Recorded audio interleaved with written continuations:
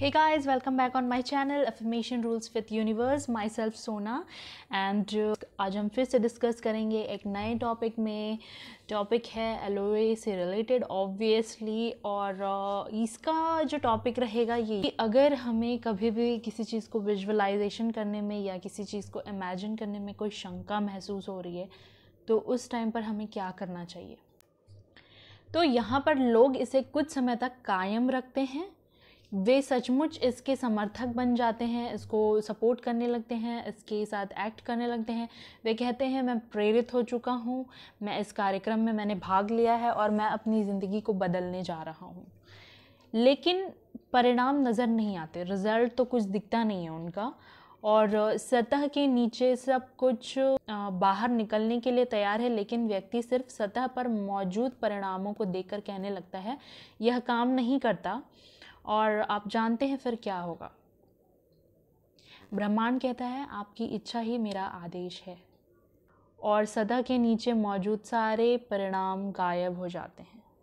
आपने मेरी पहले की एक वीडियो देखी होगी जिसमें मैंने बताया कि आपकी इच्छाओं को पूरा होने में कितना टाइम लगता है।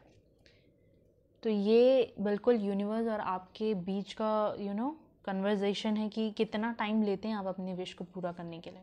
तो अगर ज़्यादा टाइम लग रहा है और कोई इंसान ये कहता है कि ये काम नहीं करता, मैं बिलीव नहीं करता, इतना टाइम हो गया मेरी इच्छा पूरी नहीं हो रही है, तो जो परिणाम जो सतह से बाहर निकलने वाले थे वो सतह तक पहुंचकर वापस चले जाएंगे।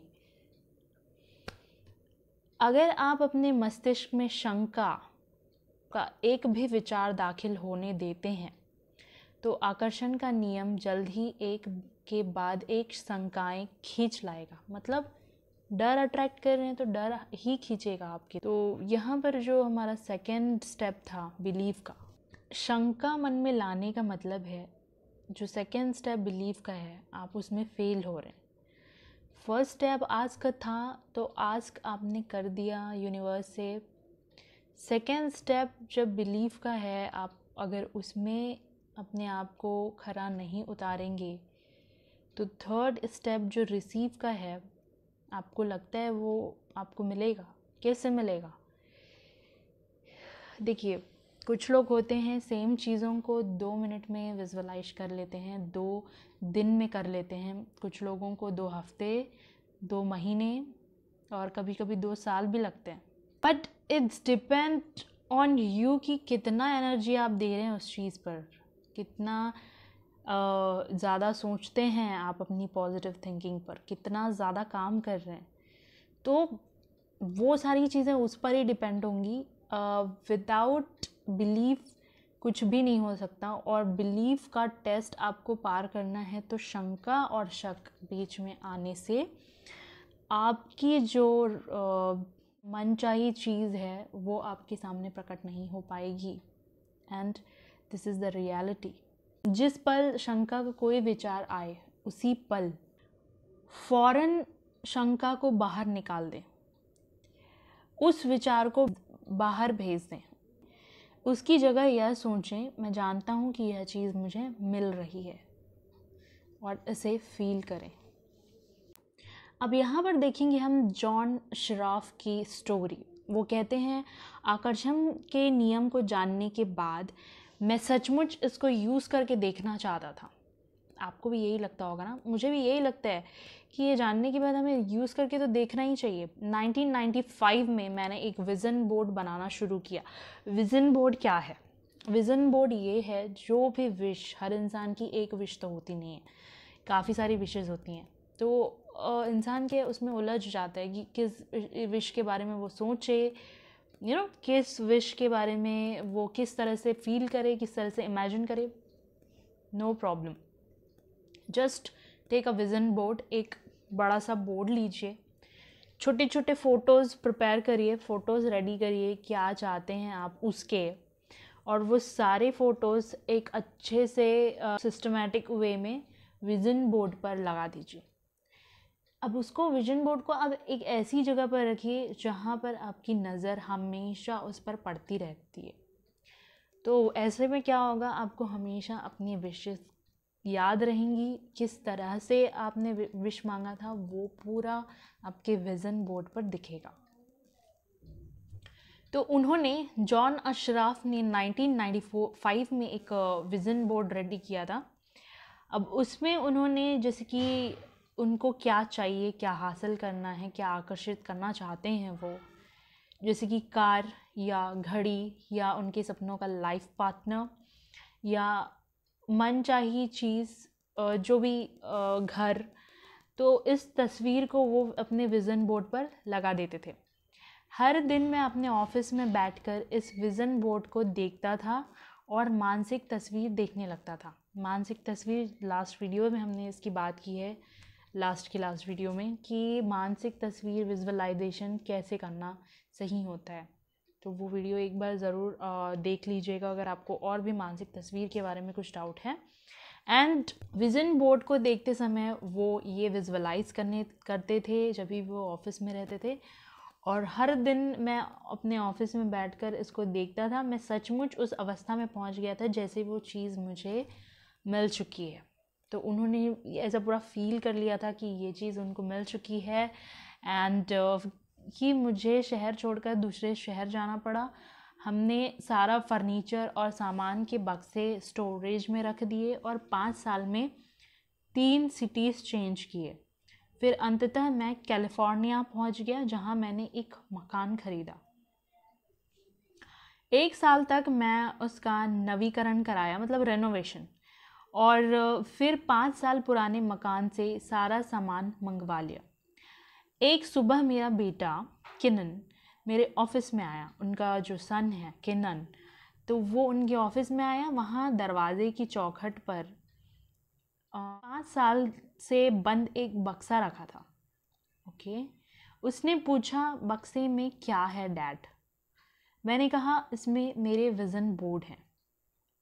उसने पूछा, विज़न बोर्ड क्या होता है? मैंने कहा, देखो, उसमें मैं अपने सारे लक्ष्य लिखता हूँ, मेरे डिज़ायर्स एंड जिन चीज़ों को मैं जीवन में हासिल करना चाहता हूँ उनकी तस्वीर काटकर विज़न बोर्ड पर लगा देता हूँ और मेरे सारे डिज़ायर्स लिख देता हूँ।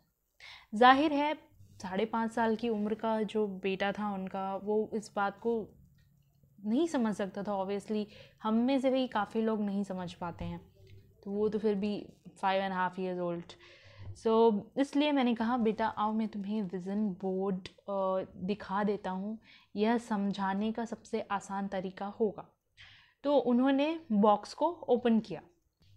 जब उन्होंने खुद वो विज़न बोर्ड गौर से देखा तो उस पर एक घर की, मकान की तस्वीर लगी थी, जिसकी मैं 5 साल पहले मानसिक तस्वीर देख रहा था।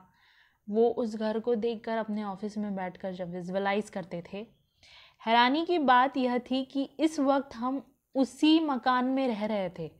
यह ठीक वैसा ही घर था। मैंने दरअसल अपने सपनों का मकान खरीदा, उसका रेनोवेशन किया, और मुझे यह बात पता भी नहीं चली कि कब हम उस मकान में गए और उसका रेनोवेशन किया।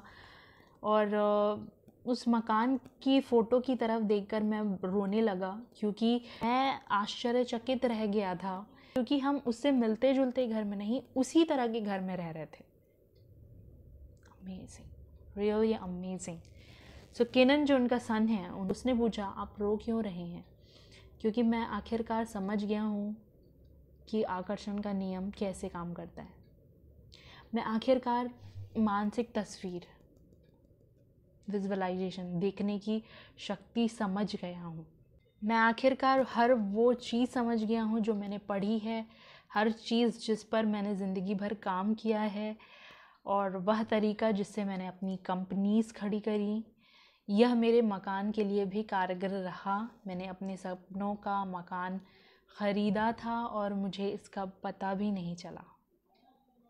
कल्पना ही सब कुछ है। Visualization is everything. यह जीवन के आगामी आकर्षणों का पूर्व दर्शन है। अल्बर्ट आइंस्टाइन ने कहा था, विज़न बोर्ड पर अपनी कल्पना को उड़ान भरने दें। आप जिन चीज़ों को चाहते हैं या अपनी ज़िंदगी को जैसा बनाना चाहते हैं, उसकी तस्वीर अपने विज़न बोर्ड पर लगाएं। अपने विज़न बोर्ड को ऐसी जगह रखें जहां आप इसे हर दिन देखें, जैसा जॉन आशराफ ने किया। उन चीज़ों को अपने पास होने की भावनाएं महसूस कराएं। अब आप पा लें और पाने के लिए कृतज्ञता महसूस करें। जब भी आप उसे पा लेंगे उसके लिए आपको ग्रेटफुल होना बहुत ज़रूरी है, अनिवार्य है। आप में ईगो नहीं आना चाहिए। You have to grateful for all that things which you already got. यह बच्चों को आकर्षण का नियम सिखाने का अद्भुत तरीका है। विजन बोर्ड के थ्रू आप बच्चों को भी अच्छा चीज़ सिखा सकते हैं, किस तरह से वो अपने एग्ज़ाम्स में अच्छे नंबर लाएं, किस तरह से वो अपने स्पोर्ट्स में आगे रहें। मुझे आशा है कि विज़न बोर्ड बनाने से दुनिया भर के माता पिताओं और शिक्षकों को भी प्रेरणा मिलेगी। देखिए, स्कूल में कोई हमें ये चीज़ सिखाता नहीं है, बट इन फ्यूचर हो सकता है कि सिखाया जाए। द सीक्रेट वेबसाइट फोरम में एक व्यक्ति ने विज़न बोर्ड पर द सीक्रेट डीवीडी की तस्वीर लगा दी। उसने द सीक्रेट फिल्म देखी थी, लेकिन उसके पास डीवीडी नहीं था। उसके विज़न बोर्ड बनाने के 2 दिन बाद मुझे आंतरिक प्रेरणा मिली कि मैं द सीक्रेट फोरम पर पोस्टिंग करने वाला पहले 10 लोगों को मुफ्त डीवीडी का इनाम दूंगा। वह 10 लोगों में से एक था। अपने विज़न बोर्ड पर इसकी तस्वीर लगाने के 2 दिन के भीतर ही उसने द सीक्रेट का डीवीडी उस आदमी को मिल गया। चाहे यह द सीक्रेट का डीवीडी हो या मकान निर्माण करने और आपकी खुशी पाने का अद्भुत अनुभव है। मानसिक कल्पना करने का एक और सशक्त उदाहरण मेरी माँ के अनुभव में मिलता है। वे एक नया मकान खरीदना चाहती थी। इस मकान के लिए मेरी माँ के अलावा भी कई लोगों ने बोली लगाई थी, लेकिन मेरी माँ ने इस मकान को अपना बनाने के लिए रहस्य का इस्तेमाल करने का फैसला किया। उन्होंने बैठकर अपना नाम और मकान का नया पता बार बार लिखा। वे ऐसा तब तक करती रहीं जब तक उन्हें वह नया पता नहीं लगने लगा। फिर उन्होंने अपना सारा फर्नीचर उस नए मकान में सजाने की कल्पना की। यह करके चंद घंटों के भीतर ही उनके पास मालिक का फ़ोन आया कि उसने उनके प्रस्ताव को स्वीकार कर लिया है। वे बहुत ही रोमांचित थीं, एक्साइटेड थीं, लेकिन इसमें उन्हें कोई हैरानी नहीं हुई, क्योंकि वे पहले से ही जानती थी कि वह मकान उनका था। इसे कहते हैं बिलीफ। वह चैम्पियन थी। फैसला करें कि आप क्या चाहते हैं। यकीन करें कि आप इसे पा सकते हैं। यकीन करें कि आप इसके हकदार हैं, और यकीन करें कि आपके लिए यह संभव है। It is possible for you. और फिर हर दिन अपनी आंखें कुछ मिनटों के लिए बंद करके मानसिक तस्वीर देखें, विजुअलाइज करें कि आप जो चाहते हैं वह आपके पास है। इसके अपने पास होने की भावनाएं महसूस करें। इसके बाद उस पर ध्यान केंद्रित करें जिसके लिए आप पहले से ही ग्रेटफुल हैं, और इसका सचमुच आनंद लें। जो आपके पास ऑलरेडी है, आंख बंद करके आप उसको भी फील करें और उसका आनंद लें, उसके लिए ग्रेटफुल फील करें और उसके लिए भी खुश हों कि वो आपके पास है। फिर अपना दिन शुरू करें और उसे ब्रह्मांड को समर्पित कर दें, और फिर उसको आप लेट गो कर दीजिए और अपना काम करिए और उसको ब्रह्मांड के सामने सरेंडर कर दीजिए कि वो कैसे पूरा होगा। अब वो उनका काम है। You have to do your work, and जो भी बिलीफ है वो आपके मन में रहना चाहिए। और भरोसा रखें कि ब्रह्मांड यह पता लगा लेगा कि उस चीज़ को आपके जीवन में कैसे प्रकट करना है। तो ये हमारा काम नहीं है पता कर लगाना कि हमें ये चीज़ कैसे मिलने वाली है, क्योंकि आप लाख कोशिश कर लें लेकिन आप नहीं पता कर सकते कि आपकी मनचाही चीज़ कैसे मिलने वाली है। अगर आपको पता होता तो आप तुरंत जाकर ख़रीद कर ले आते या फिर कहीं से भी पा लेते, लेकिन क्योंकि वो नहीं मिल सकती आपके ज़रिए, that's why it is your wish. और ये हम एक जगह पर बैठकर बाहर की चीज़ें कैसे इधर से उधर करनी है हमारे विश को पूरा करने के लिए हम नहीं समझ सकते, but the universe which is the greatest and greatest and greatest power, वो ही ये चीज़ समझ सकता है कि आपकी विश को पूरा करने के लिए उसे किस किस सिचुएशन को इधर से उधर करना होगा, और उसके लिए कोई बड़ी बात नहीं है। तो आपको सिर्फ बिलीव रखना है। यूनिवर्स को आपका सिर्फ बिलीफ चाहिए और कुछ नहीं। So hope you guys enjoy this video, and आपको बहुत कुछ सीखने मिला होगा जॉन आशराफ की स्टोरी से। एंड स्टोरी के अलावा भी इसमें जो बातें बताई जाती हैं वो भी काफ़ी ज़्यादा मोटिवेट करने वाली होती हैं। तो जब भी ऐसे कुछ सुनते हैं हम, पढ़ते हैं हम, देखते हैं हम, तो एक एनर्जी से हम भर जाते हैं और उस पल के लिए ऐसा लगता है कि लाइफ कितनी ब्यूटीफुल है और सब कुछ हमारे हाथ में है। बट गाइस, आपने इसे देखा, इसे समझा, इसे सुना, काफ़ी अच्छी बात है, बट कोशिश करिए कि करना भी चाहिए आपको, ठीक है। सो वीडियो से काफ़ी कुछ सीखा है आज हमने। सो प्लीज़ कमेंट करके बताइएगा कि कैसा लगा आपको जॉन अशरफ का स्टोरी और कितना आप उससे रिलेट करते हैं अपने आप को।